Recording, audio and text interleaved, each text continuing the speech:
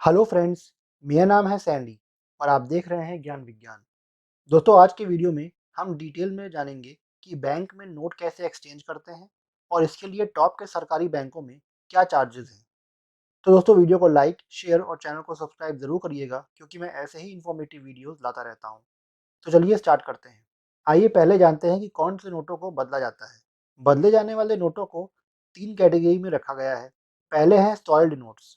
Soiled note का मतलब है वो नोट जो बार-बार इस्तेमाल होने की वजह से गंदे हो जाते हैं, या वो नोट जो टुकड़ों में हैं और उन्हें जोड़ा गया है।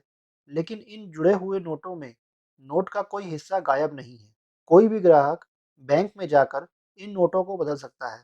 बैंक बिना किसी चार्ज के एक ही दिन में किसी एक ग्राहक से कुल 20 नोटों को बदलकर पैसा खाते में क्रेडिट कर देता है, जिनकी टोटल वैल्यू 5,000 रुपये से ज़्यादा नहीं है। अगर कोई ग्राहक एक ही दिन में 20 नोट से ज़्यादा नोट बदलना चाहता है, या इतने नोट बदलना चाहता है जिनकी टोटल वैल्यू 5,000 रुपये से ज़्यादा है, तो बैंक उन नोटों को लेकर बैंक की मेन ब्रांच भेजेगी और ग्राहक को एक रसीद दे देगी। फिर जब मेन ब्रांच वाले नोटों को चेक करके पैसा ग्राहक की ब्रांच को भेजेंगे, तो वो ब्रांच ग्राहक के खाते में पैसा क्रेडिट कर देगी। ग्राहक के खाते में पैसा मैक्सिमम 30 दिनों के अंदर जमा हो जाता है, लेकिन इस केस में बैंक नोट बदलने के लिए ग्राहक से चार्ज ले सकती है, जो हर बैंक का अलग हो सकता है। दूसरा है म्यूटिलेटेड नोट्स। म्यूटिलेटेड नोट्स का मतलब है ऐसे नोट जिनके 2 से ज़्यादा टुकड़े हों या फिर उनका कोई हिस्सा गायब हो। इन नोटों को कोई भी ग्राहक बैंक में जाकर बदल सकता है। म्यूटिलेटेड नोट्स भी सॉइल नोट की तरह ही बदले जाते हैं, बस पेमेंट में थोड़ा सा फर्क है। अगर नोट का सबसे बड़ा टुकड़ा पूरे नोट के 80% हिस्से के बराबर है, तो उस नोट का पूरा पैसा मिल जाएगा। अगर 40% से 80% तक है, तो नोट का आधा पैसा मिलेगा, लेकिन अगर 40% से कम है, तो नोट का कोई पैसा नहीं मिलेगा। तीसरा है extremely brittle, burnt, charred, stuck up notes.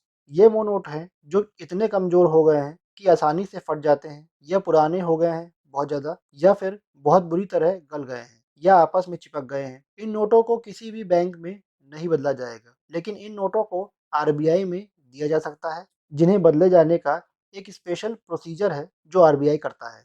आइए आप जानते हैं कि नोटों को कैसे बदल सकते हैं। दोस्तों, नोटों को बदलने के लिए ग्राहक को बैंक में खराब नोटों को लेकर जाना होगा, और अगर नोट 20 से कम है, या टोटल वैल्यू में 50,000 कट या टोटल वैल्यू में 5,000 रुपये से कम है, तो ऐसे ही बदल जाएगा। लेकिन अगर नोट 20 से ज़्यादा या जितने भी हैं वो टोटल वैल्यू में 5,000 रुपये से ज़्यादा हैं, तो एक फॉर्म भरना होगा। फिर मैक्सिमम 30 दिनों में ग्राहक के खाते में क्रेडिट हो जाएगा। आइए आप जानते हैं कि नोटों को कहाँ बदला जा सकता है। दोस्तों, आप किसी भी बैंक की किसी भी ब्रांच में जाकर नोटों को बदल सकते हैं। जैसा कि मैंने पहले ही बताया है कि अगर सेम डे एक्सचेंज हो सकता है तो हो जाएगा, नहीं तो आपको बैंक रिसीट देगी और आपके अकाउंट की डिटेल्स लिख लेगी, और मैक्सिमम 30 दिनों में खाते में पैसा क्रेडिट हो जाएगा। आइए आप जानते हैं कि नोटों को बदलने पर सरकारी बैंकों में क्या चार्जेस लगते हैं। जो चार्जेस मैं यहाँ बताऊंगा उन पर जीएसटी अलग से लगेगा, जो 18% है। एसबीआई में 20 से ज़्यादा नोटों को बदलने पर 2 रुपये पर पीस का चार्ज लगता है। अगर नोटों की टोटल वैल्यू 5,000 रुपये से ज़्यादा है, तो 2 रुपये पर पीस या 5 रुपये पर 1000 रुपीज़, जो भी इनमें से ज़्यादा है, का चार्ज लगता है। एसबीआई के अलावा बाकी किसी भी सरकारी बैंक में नोटों को बदलने पर कोई चार्ज नहीं है। तो दोस्तों, आज के लिए बस इतना ही।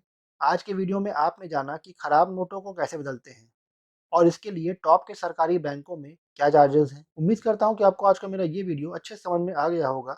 अगर आपका इससे रिलेटेड कोई भी सवाल है तो मुझसे कमेंट करके पूछें, मैं जवाब ज़रूर दूँगा। और सब्सक्राइब करें मेरे चैनल ज्ञान विज्ञान को, साथ ही नोटिफिकेशन बेल आइकन को ज़रूर दबाइएगा और ऑल पर क्लिक कीजिएगा, क्योंकि मैं ऐसे ही इन्फॉर्मेटिव वीडियोज़ लाता रहता हूँ। Thanks for watching.